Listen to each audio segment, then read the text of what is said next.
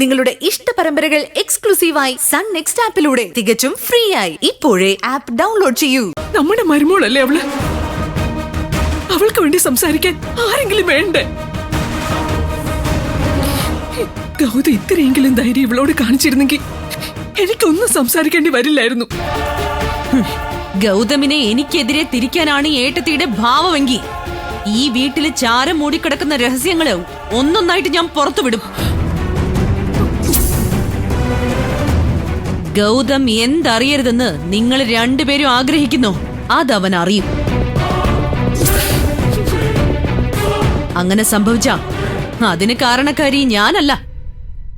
പുതിയ മരുമകളെ എനിക്ക് മേലെ വളർത്താൻ ശ്രമിക്കുന്ന ഏട്ടത്തിയാ.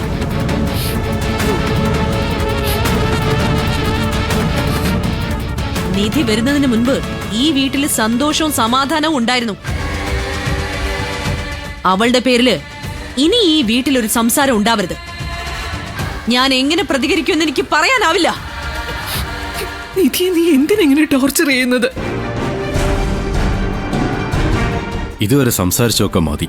ദയവ് ചെയ്ത് ഞാൻ പറയുന്നു ഒന്ന് കേക്ക്. ഇതുവരെ ഈ വീട് എങ്ങനെ മുന്നോട്ട് പോയോ അതുപോലെ തന്നെ മുന്നോട്ട് പോകണം.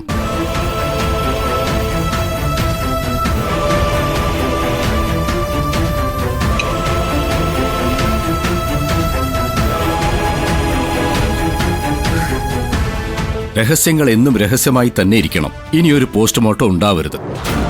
അതെ, ഏട്ടനെ ഏട്ടത്തിയെ പറഞ്ഞ് ബോധ്യപ്പെടുത്തിയാ മതി. ഞാൻ പറഞ്ഞോളാം. പാർവതി വാ. വരാനാ പറഞ്ഞു പാർവതി. കം.